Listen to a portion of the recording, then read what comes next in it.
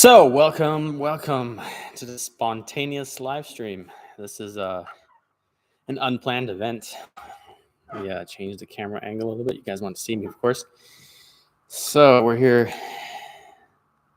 taking a quick break at the end of the day, getting ready to close down the company to go home. But I don't think I'm going to go home. I think I'm going to go down and get something to eat before I do that and do some shopping. But I do need to go grab some firewood. Hello, how are you guys doing? Nice of you all to stop in. Sorry you're busy. That's cool. That's no problem. I was just sitting here. I was like, why don't I just flip on the YouTube and see who all can just join for a couple minutes. This isn't going to be a very long live stream. This is kind of like an end of the day thing. Okay, thanks for tuning in. I'll see you later. Or the fuck. Catch you later. And so I'm just seeing what's up. Who wants to tune in to see what's going on? So first off, let's say is to make sure the sound is good. I have my microphone right here. It should be working great. And it's good to see whoever wants to show up today. A little bit about what's going on. So in the Viking camp. Now it's been April 1st was the Viking camp's 3-year birthday. Mark Marvin, yes, I recognize you from the chat from this morning. Welcome. Sound is good, very good. Thank you very much for the letting me know that the sound quality is good. That's one of the things that's always kind of iffy when I'm doing live streams from my computer at home. The internet is always terrible, very terrible. I live out in a cow county. I guess you can compare that. Hello, Stone Wolf Outdoors. Good morning. Yeah, so we just passed the 3-year mark on the Viking camp birthday. I have not quite got around to making a video on that. There's been an extreme amount of events going on in my life, and they've been draining all my energy, but slowly but surely I am taking steps to find new footing to continue. So Pagan Workshop, welcome, my friend. How are you doing today? Glad to see you. Moncoco64, wow, thank you. I am doing okay. I am doing absolutely fine. I hope everybody else is doing well. So 3-year birthday on the Viking camp. No video yet, but I'm trying to put some footage together to actually put with before and after so I can actually film some nice sequences of how it used to be and what it is now and where I plan to go with it. Now, I've been getting a lot of support from you, all of you guys, which is awesome. I've been getting a lot of donations. I have to say, every dollar, every 50 cents has put a great effort into the process of starting the blacksmith shop. I mean, it was just the first step was the hardest. I probably had to spend, I would say, about the first $1,000 just straight out, just had like handout cash that I didn't have, that I had a lot of help from you guys to put together, which was awesome. So thanks a lot for all the people who made donations on the PayPal account and on the Patreon as well. And those donations are definitely appreciated and put well back right into the channel, right into the resources required to make everything a better place here. So I can show you guys, I have something to share with you guys here. We're working on the Viking blacksmith, the tongue twisters today, I swear. I've been working on the new shop for the blacksmith workshop at the camp. And it's been coming together quite well. And we've been putting on the main beams for the roof. And I went sourcing some foil today, where it's not going to be historically correct because that would cost billions of dollars. I don't have that, and time and skilled workers and all these other things. I just need a workshop back that looks the part and functions, and so I can start making videos again, like the way I want to, in any type of weather situation. And it won't be just blacksmith videos. I mean, it will be able to be indoors all the time when the weather is terrible outside, and live stream with you guys, or we'll have to see how that goes with whatever resources, projects I can get. We'll be doing a lot of cool things this coming year. Yes, Matthias from the Pagan Workshop.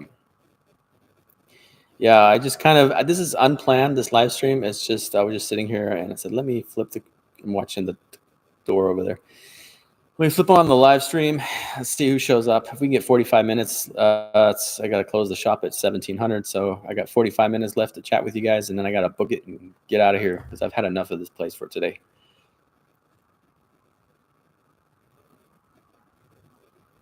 Yeah, Mark Marvin, the snowstorm, we just had a surprise snowstorm here about a week and a half ago when I was very sick. And I opened up the door in the morning to take a look outside to go take a walk with the dogs, and we had 20 centimeters of snow.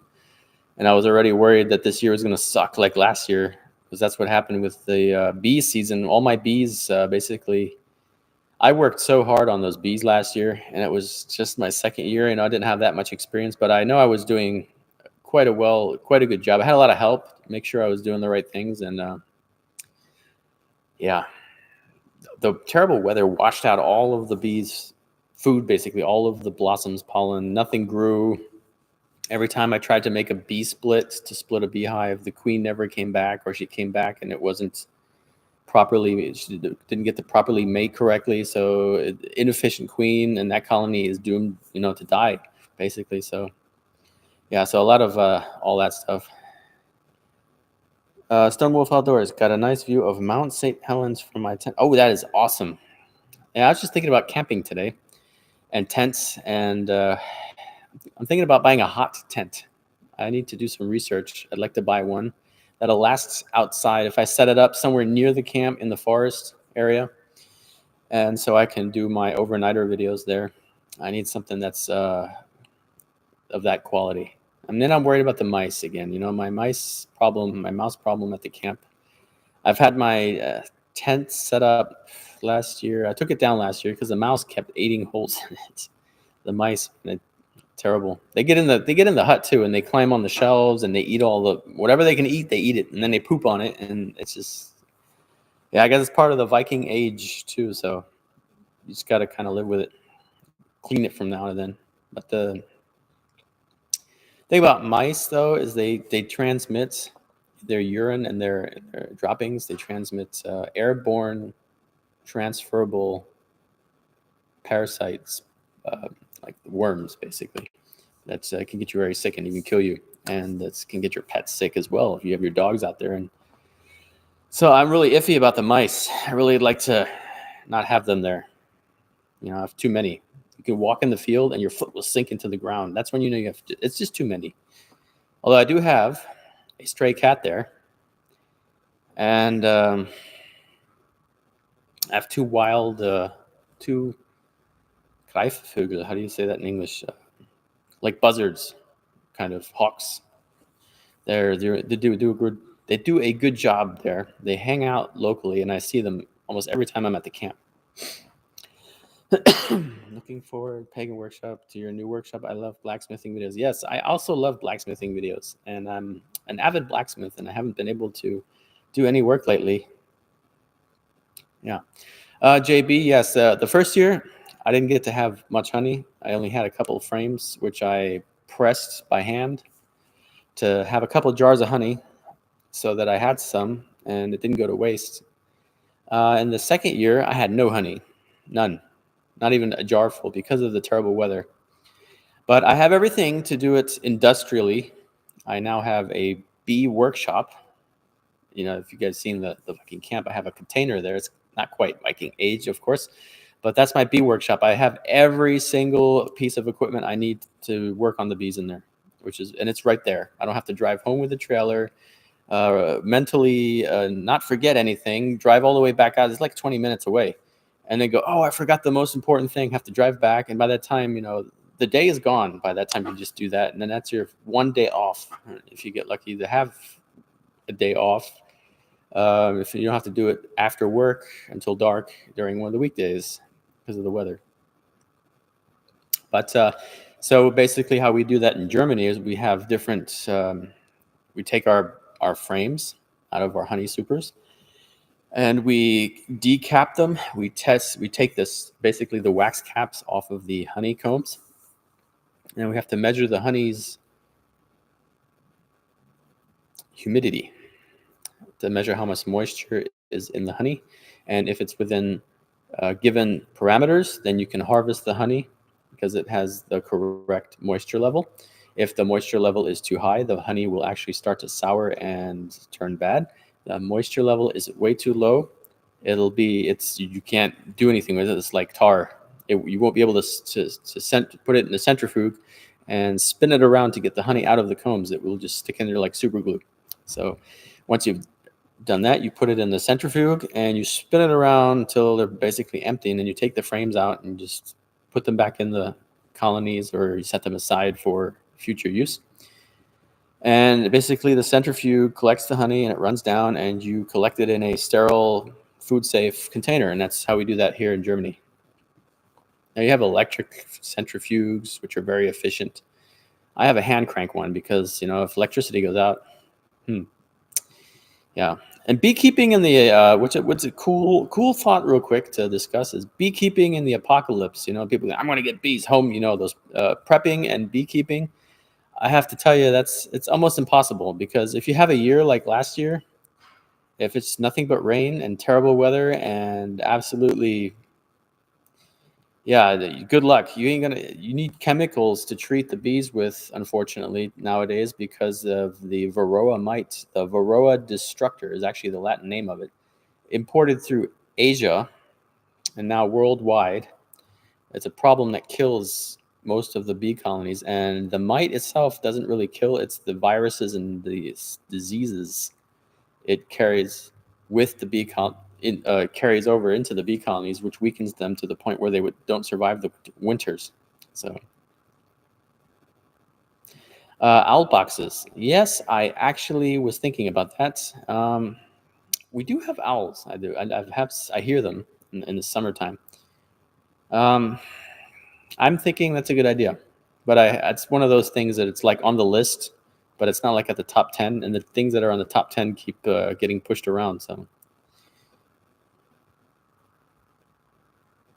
okay, Moncoco64, I'll see you in a little bit. Like I said, it's going to be a really short live stream. We're not going to be here that long, but let's see how we can get going with the conversation here. Yeah, so the bees, I got the bee workshop going, and the blacksmith shop. Kevin W., good morning, good afternoon, or good day, or good evening, wherever you may be in the world. So the Viking blacksmith shop has been going up quite well. Not as quickly as I had intended it to. There's been some holdups in between. But now being back on track, I'm hoping to have the roof on, by the end of next week, by the end of April. Yes. So we'll have to see how that goes. I still need to order the foil that goes on the roof, because I'm making a more or less green roof. I'm going to seal it with bitumen. I don't know the English word for it. It's basically a tarp that you roll out on the roof to make it waterproof. And I need to order that. That's going to be $700. That tarp in the size that I need it. I priced that out today. Yeah, that's Mark Marvin. I agree. The GMO engineered plants aren't. I think it's one of the reasons that's bees, not honeybees specifically, but wild bees and other very valuable insects are suffering, and actually going. Populations are decreasing dramatically to the point where it's critical. Yeah, and so I have to order that tarp at 650 euros, which is about $700+. I have to come up with that. Hello, Wire Dino. Good day. Yes, I'm well. I'm hanging in there, making plans to try to get my workshop back together. We're just talking about that. So I would have come up with about $1,000 of materials, and then I have the tarp that sealed the roof off, and then I probably need about another $800 in boards. So we're talking another 15.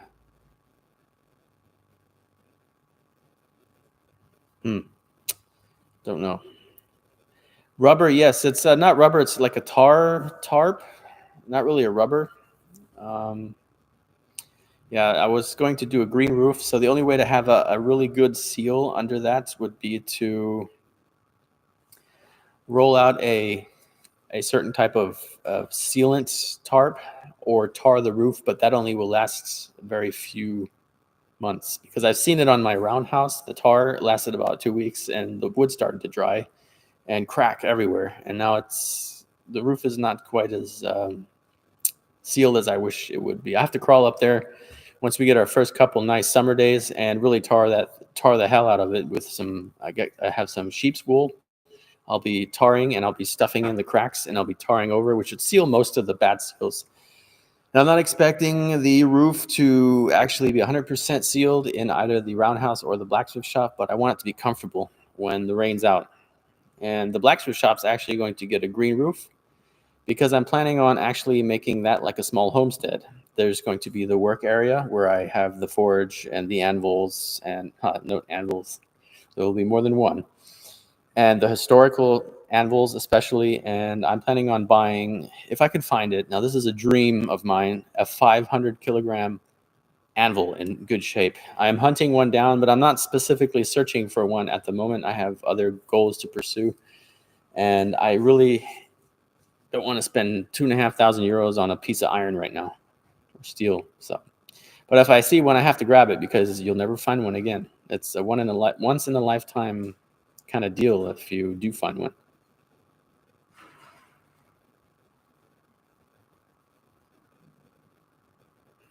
Okay. Yes, Curtis Miller, welcome. Hello. Oh, we got here. Chickens help eat bugs that eat your gardens, but if you don't have chickens, put up. This is the wrens are bug eaters. Yeah. Chickens are on my list to do, but that's another thing that down the road, when I've accomplished the point in my life where I'm ready for that. I'm not there yet. I have a lot of projects that need to happen first. Actually, Bay, you want to be funny, I have Skylink at my house. I have it hooked up and I'm testing it right now. My opinion on it at the moment is it's a bit expensive. It's kind of 50-50. I'm testing it out right now at the house for the simple fact that the hardwired internet company really pissed me off quite well.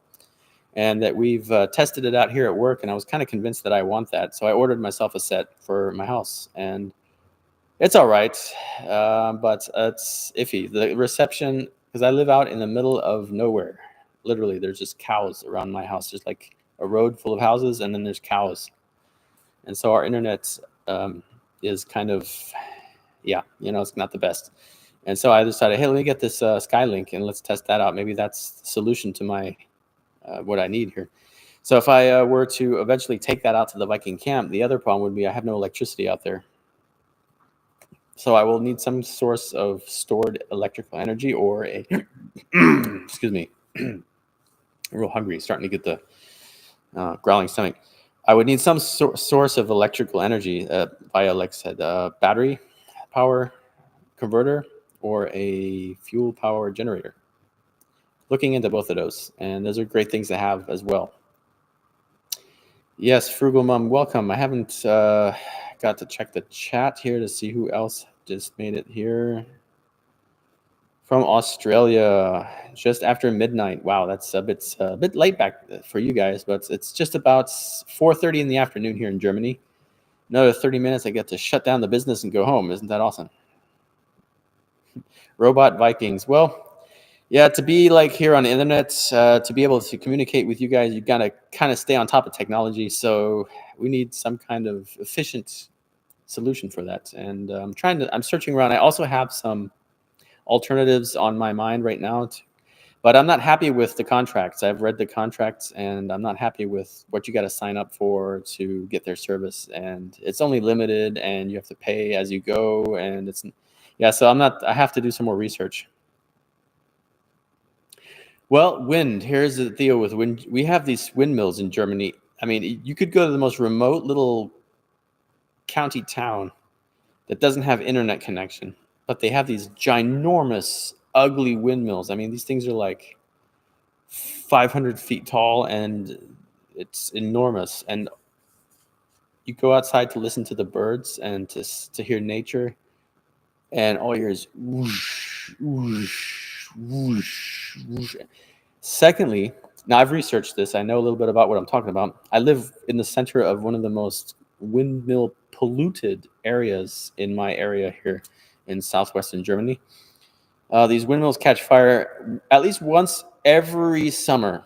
At least once every summer, one of the windmills in the local area catches fire. And that's a great hazard, of course, because of the fumes and because of the windmill now being structurally unstable and falling on some apart, which would be very bad. You want 500-foot tall windmill falling down into pieces.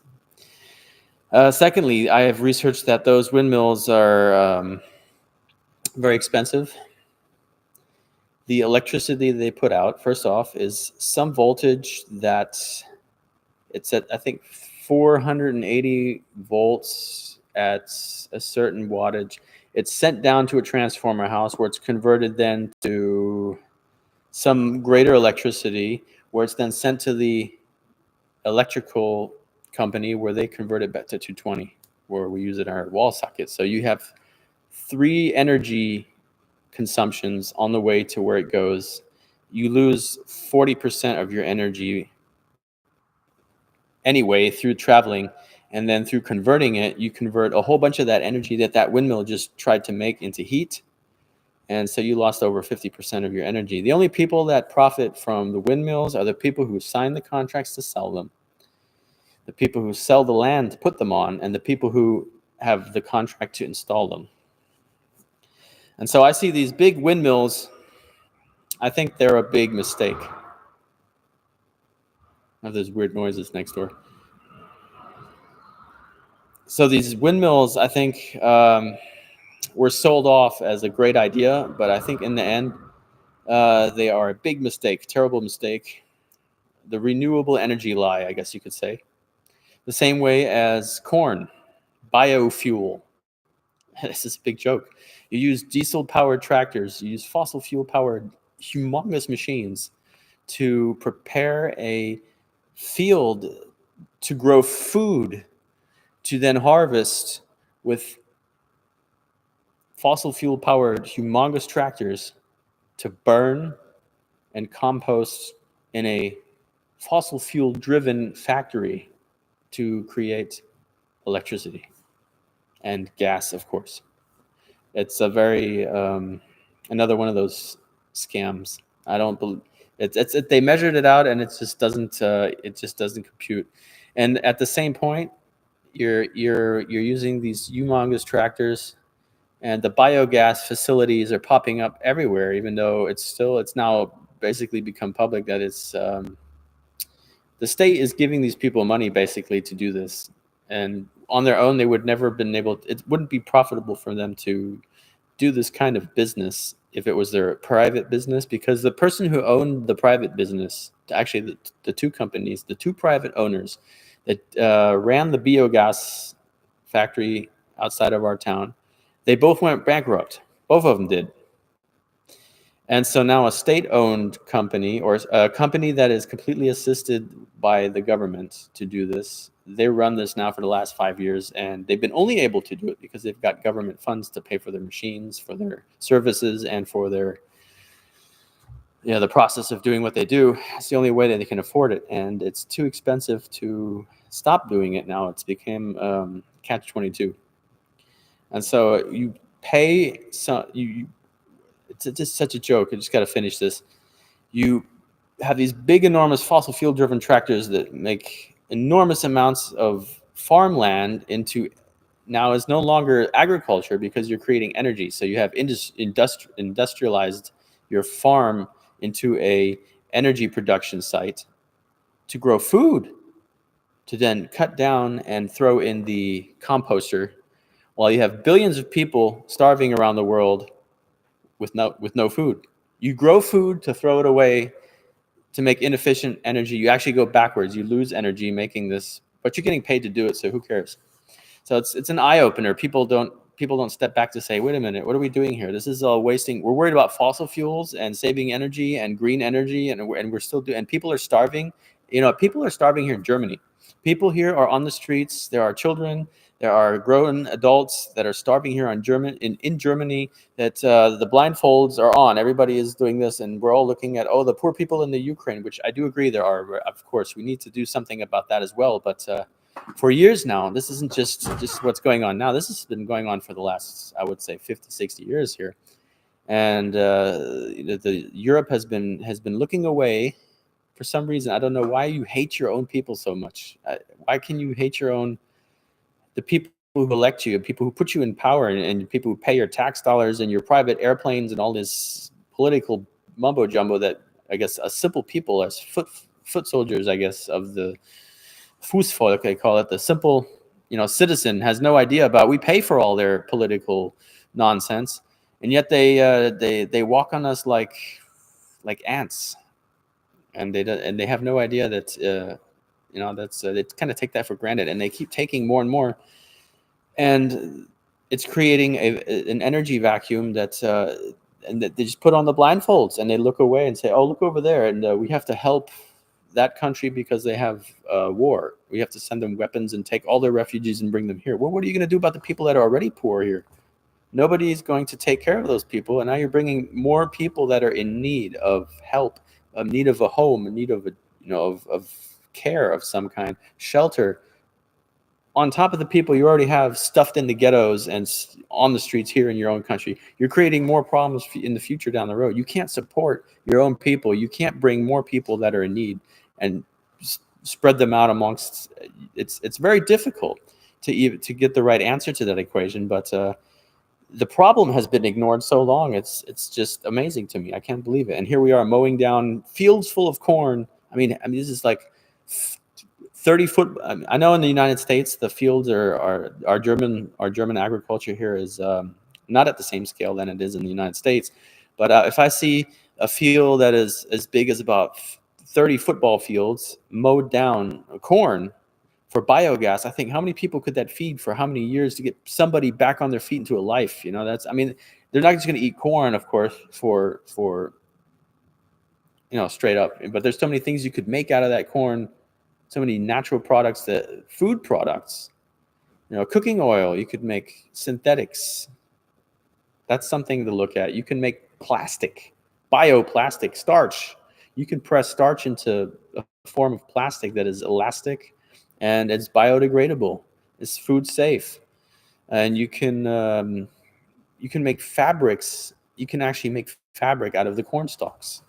And there's so much that we could do, but it's ignored because somebody's signed a contract and somebody's getting rich, and somewhere over here, down here, someone's getting poor. And those people are paying for the well-being of everybody up the top. And everybody here in the middle is slowly starting to get stepped on until they're down there with the poor people. And on the other hand, everybody's sold out to the idea that renewable energy is the key to the future. And I just don't get it. But enough of that. I forgot what we were talking about before we went off into this conversation. The Viking blacksmith shop. Let's see what we got to say. Don't take oil fuel from the ground because Mother Gaia needs it to. Oh, I was going to read that. Everybody's writing messages here. For the core of the earth. Yes, I agree.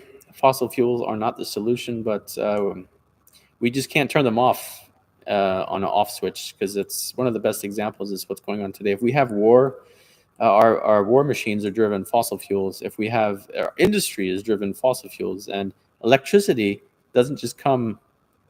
Well, we all know that Tesla, proved it differently, but that idea is now also you're not allowed to think about it. You're not allowed to, So our industry is based on fossil fuels, so that's a difficult question to tackle. Good to have you live. The Unhazen. I don't know if I butchered that there just now. Hazen. Yes. Have a nice day and cheers for the Netherlands. Yes. Greetings from Germany as well. So we got here. Designed for developing nations in mind. Many of those plans are free. That's very eye-opening. Yes, the difference between alpine buckwheat, cherry, alpine blueberry honey.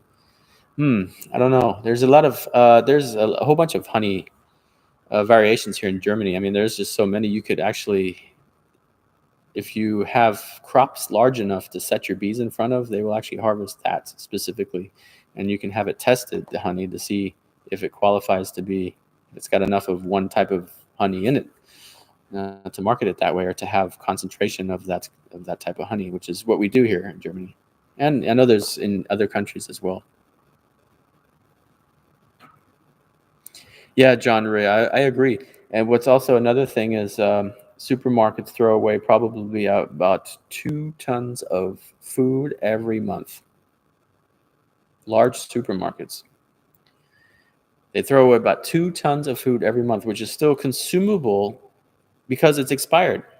They throw it away. Sealed, still packed safely in the package, throw it away. They can't sell, and they don't give it to the poor. They throw it away because it would lose money. And what do? They throw it in the Restmüll, in the burn pile, basically. And a lot of the vegetables and foods that are slightly visually no longer attractive, they're not rotten past consumption. They're just, we can't sell this. Look, it's got a little thing on there. So it's just a shame. And I hope a lot of those ideas get considered now, with especially renewable. We're wasting a lot of what we have, and I think we could fix that problem. It's a very easy fix. That would be a good, very easy, quick fix. We could do that in a matter of, I would say, 6 months. We could do a lot of good in that area if we have the right energy and the right support, and people start to set their mind just a little bit into that direction. That way, that we can do a great thing. I'm starving here.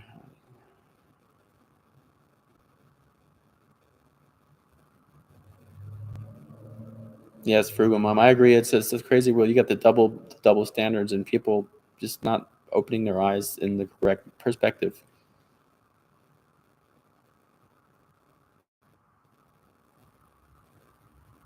Yeah, community gardens. I think that's a good idea. I really enjoy having my private garden, and I really would not like to have any private any community uh, any people coming into that. That is my holy space. I mean, that is my sacred land. That is for me to go. I drive in there and I switch off everything that I have. It's just my brain switches off, and I drive into my own little personal corner of paradise, basically. And I don't need anybody getting in there, having ideas. It's great people have ideas and stuff, but those are my resources. I've spent my life energy, my hard work, I put all my pride and my time, and most of my financial energy and resources as well into that. And I don't need anybody coming in there and putting a wrench in the gears there for me.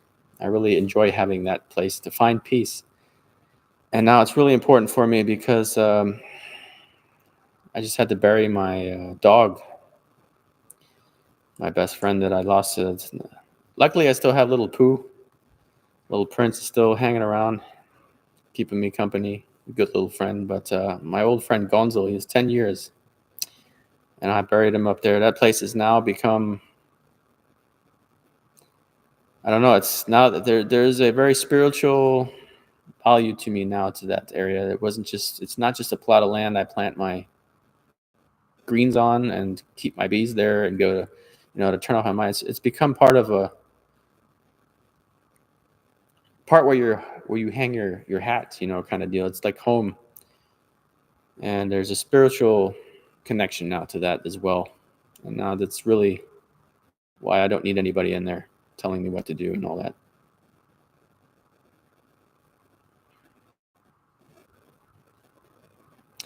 Alchemist, yes, that's a very interesting topic. Now, myself, I'm very interested in that topic because it's a very useful plant. I must say this. I'm going to try to put this into real quick perspective here. It's a very useful plant. I do not consume any type of products of it, basically because there's too many things that you could be put into a category way too quickly, and I don't have a use for any type of. But it's as a you could use cannabis hemp as a fabric. It's very useful. It's biodegradable, extremely strong. There have been traces of it in European Germanic use about 1,000 years ago. There have been archaeological finds. They're not sure. They think they just use it as some kind of baking ingredient. But they have now found some herbs mixed in. They may have used it as a medicinal thing too. Now, the other thing is, though, that if they were to somehow legalize it, which is a big topic here, actually, by the way, here in Europe, the free market would totally take that over. And it's a crazy idea now, to think somehow try to grow agriculturally for agricultural use in large quantities. It would be profitable. So I don't know. It'd be weird idea. Just I can never see myself doing that. But I have no personal interest in any type of use of that plant for my own personal use. Now I know cooking oil and all that's very healthy, and you can do a lot of health beneficial things with that plant as well. And but for me, it's not quite down my alley. Let's see what we got here. We had a lot of.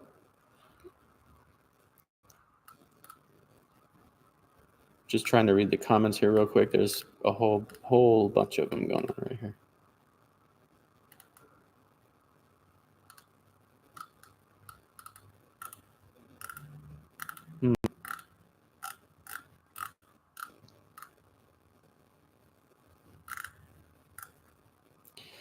Bjorn, hello, welcome, Bjorn. Yeah, a little spontaneous live stream. I was just tuning in. Here at the end of the day, I'm closing up the business here in 15 minutes. I thought I'd switch on the YouTube and see who all pops in here. And glad you could make it to say hello. I know you're a very busy man as well. I do appreciate you sharing my video, by the way. I wasn't expecting that. And my remark to my super chat this morning, now that I have you here live, was actually more like a pun to your statement saying about all the preppers stating in their title. I can't remember what the conversation was about, but I thought it would be kind of funny. Yeah, I thought it'd be a little bit of a joke. I don't know if it went through, if it caught on or not. Yeah, my good friend is the new tobacco industry. And Bjorn, I think that's where it may go. But as long as I'm in control of what I market my stuff for, I think it'll be,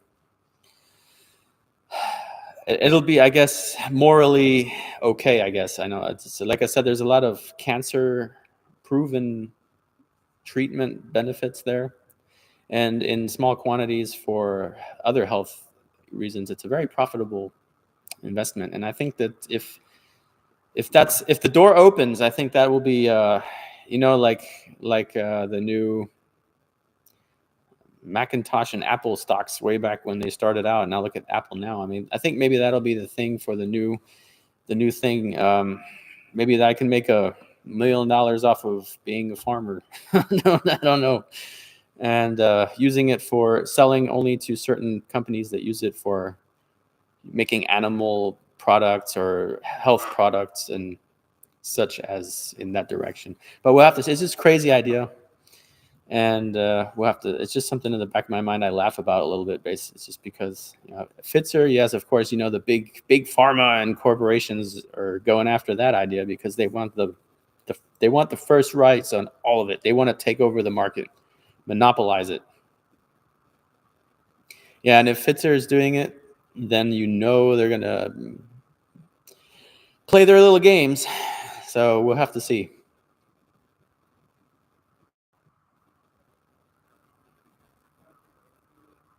Yeah, I agree with you, Bjorn. They put on a good show to scare people up a little bit, and you have to be a good actor, really. You really do. And I don't know. Being a Viking reenactor, you have to play your role. I mean, you have to fit the part. That's a better description. Quite well, and try to demonstrate as to the best of your skills what you think a Viking age person of your stature, of your resources and skills would have done. So I think that's part of where it kind of differs from, acting as reenacting, is you try to fit in somebody else's shoes that may have lived 1,000 years ago, that may be alive today with the resources, trying to recreate what they lived like today, but with only bits and pieces of the knowledge. So it's really difficult.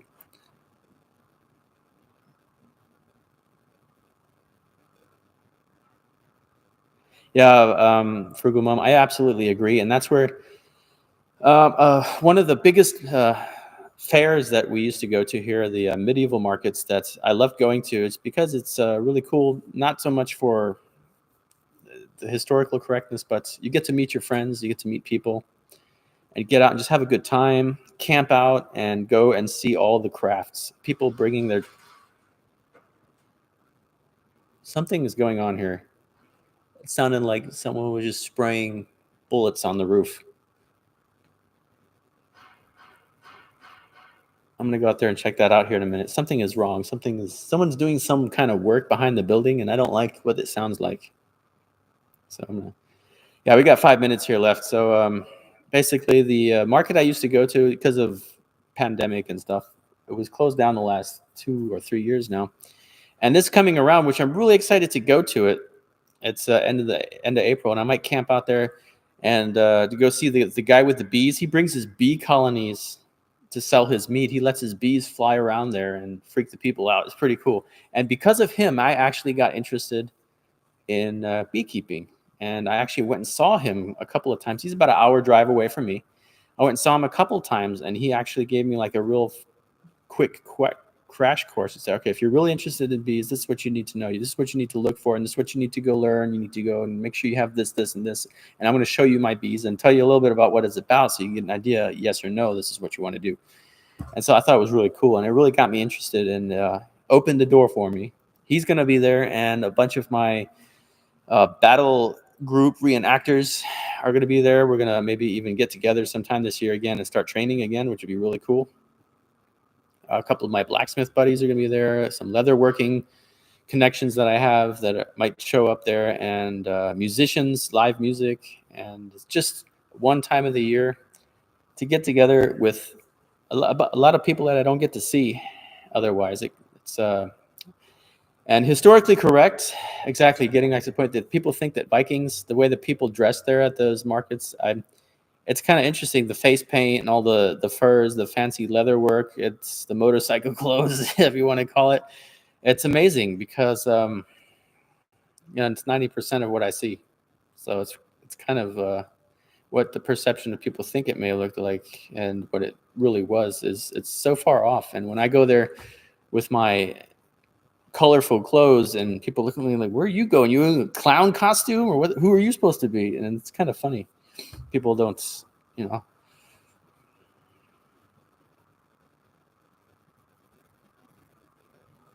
Yeah, Bjorn, I agree. I mean, if fear mongering has always been profitable financially. If you're in the business to sell fear, or sell war, or sell whatever it is, it's always been profitable. And I think those people have some agenda as well. And a lot of things have been going on in the world where, if I were to go on the YouTube today and say World War III was coming, it would be me honestly being worried about, in the next months, some kind of world crisis affecting my life and my surroundings, my environment critically, to where I want to warn everybody around me to wake up and take a step back and look at the situation themselves and think, do I have enough food? Do I have enough this? What's going on around me? What's going on in the news? What's happening? And so I think you're absolutely correct. A lot of these preppers, like we had that the conversation this morning with the comments, this is your last chance. Do this one thing now before it's too late. Those kind of things. That's not for me. It's just entertainment, financial, to boost someone's financial aspect of that, and most likely they have big sponsors giving them expensive stuff, so that they get a market boost off of those kind of videos. But being prepared was one of the biggest aspects of Viking life. If you are prepared for your next season, or for war, or for the traditional comings of the, you had the tides turning every year. You had the weather, you had sickness, old age, and you had to prepare for that. Every year was, you would come right out of one season, directly drop the ground running into the next, and you had to make sure you had to prep that you had enough clothing, you had enough resources, resources to take care of your animals. You had to take care of it, and it's all about prepping in the Viking Age. So it's kind of the Viking Age and prepping is. I think that's a good topic for a video. But nowadays, it's more of an entertainment thing. People wake up and go to work and come home. They're so distracted with all this. They turn on the TV, and then they see this YouTube guy running around in his gas mask screaming the words, "The sky is falling." It's like one of those, that story. And people, they tend to freak out and jump on the bandwagon because they have no perspective to reality. And this guy is freaking everybody out. But it's about 5 o'clock now, guys. I hear a car pulling up outside. I'm going to have to end my live stream now. I have to close down my business and go home. Fear porn, that's a good word for it. I'd like to thank everybody for tuning in. Depending on how it goes, I'm not going to say it. I was going to go home and maybe flip on the YouTube again later, but I have some things I need to do. And I need to get some dinner, grab some firewood, and spend some time at the camp, and then go home. And then that'll be all for today. Yes, I agree. If you have a resource to get your own venison, and that's a good resource to be able to hunt your own food and store as much meat as you can it, boil it. But that's a topic for another day. I really have to get going. Thank you, Curtis Miller. I was glad I was very happy to see everybody here. It was a great conversation. Feels good to have all of you guys, here supporting me, being part of this journey. Yes, Kevin. Danke gleichfalls fürs Reinschauen. Vielen Dank fürs Vorbeischauen, und wir sehen uns bald, ja? Okay, everybody, I got to get out of here. Thanks, Bjorn, for checking in. I'll catch you later. And everybody else, take care. See you soon. Stay safe. And see you soon.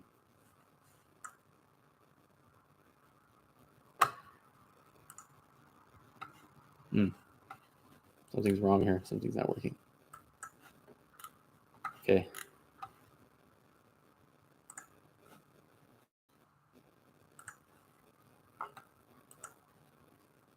Doesn't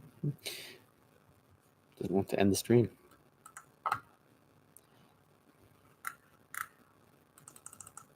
Okay.